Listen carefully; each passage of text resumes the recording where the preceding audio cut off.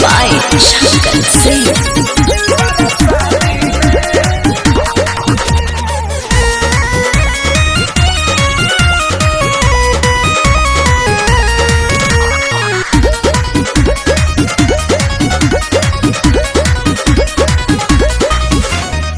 जबले हमर लगन जागी तबले रहला भरवे से लागी जबले हमर लगन जागी तबले रहला भरवे से लागी हो कंप्रोमाइज न करबे आजादी में।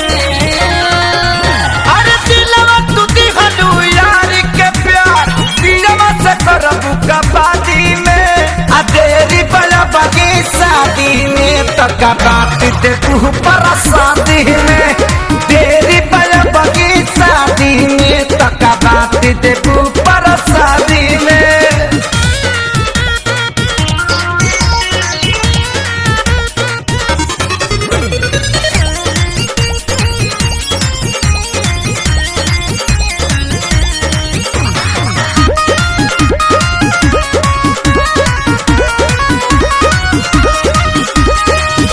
आई है जब बारात लेके सोचब बोलमुआ के बारे में अभी से जी कहे टेंशन लेके का बारे में टेंशन लेके का बारे गोरी करतन जियान धन जोगाए के चाही चेतना खर्चा करियो करो कुछ भेटाए के चाही चेतना खर्चा करियो करो कुछ भेटाए के चाही।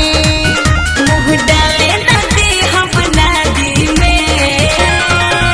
अरे दिलवा तू दिगलू यार के प्यार दिलवा से करबू कबादी में आ तेरी बड़ा बगी शादी में तक बात दे तू पर शादी में तेरी बड़ा बगी शादी में तक बात दे तू पर शादी में।